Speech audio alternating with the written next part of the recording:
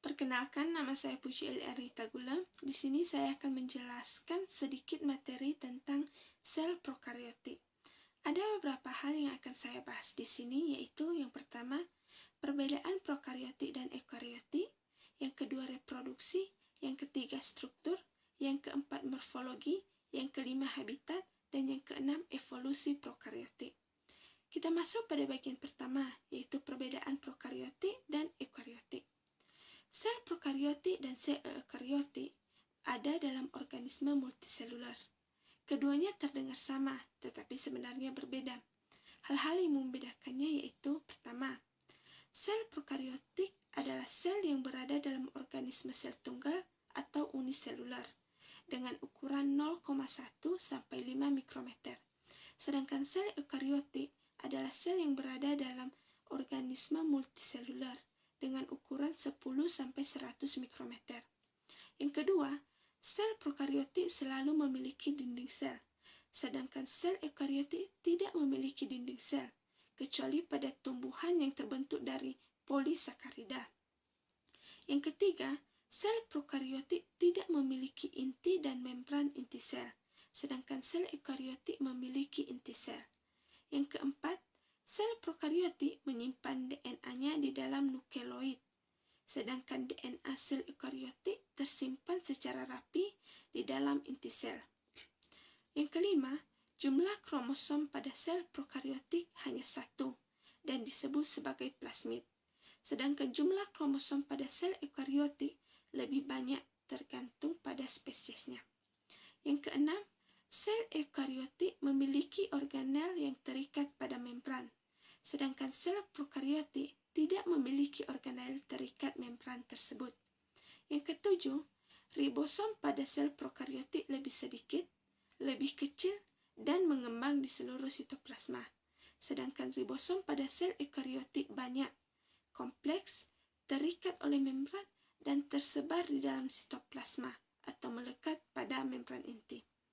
Yang kedelapan, organisme prokariotik hanya dapat bereproduksi secara aseksual, sedangkan organisme eukariotik bereproduksi secara seksual.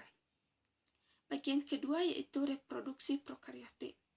Reproduksi dalam sel prokariotik disebut pembelahan biner, yang berarti pembelahan ini sederhana dan spontan. Proses pemisahan ini juga disebut sebagai proses pemindahan amitotik. Pembelahan biner ditemukan dalam sel bakteri, proses pertumbuhan sel, duplikasi materi genetik, pembelahan kromosom, dan pembelahan sitoplasma. Dalam kasus pembelahan biner, kromosom diduplikasi dan melekat pada membran plasma. Jadi, akan ada pertumbuhan antara dua target kromosom. Ini seharusnya membawa pemisahan mendasar, sitokinesis dan pembentukan dinding sel kemudian dibuat untuk membentuk sel dua anak. Yang ketiga yaitu struktur prokariotik.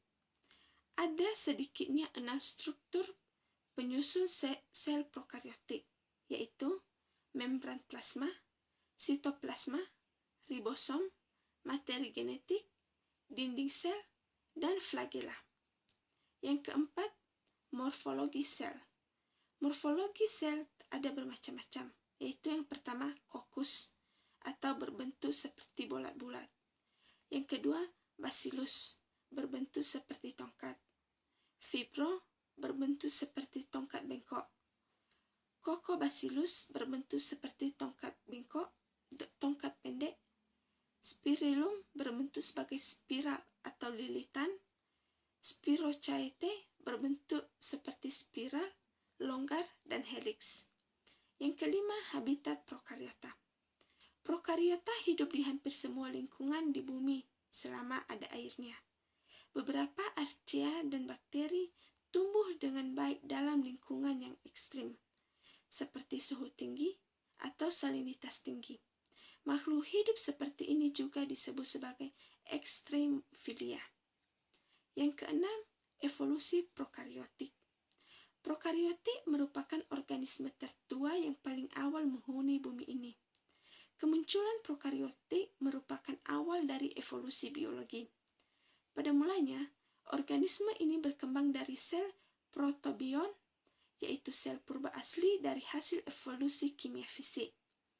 Prokariot awal terus-menerus berevolusi, menyesuaikan diri dengan kehidupan awal di bumi, yang kondisinya jauh berbeda dengan kondisi bumi saat ini, yaitu suhu bumi saat ini masih tinggi, tanpa oksigen, belum ada lapisan ozon, masih sering terjadi letusan vulkanik yang memuntahkan gas-gas beracun.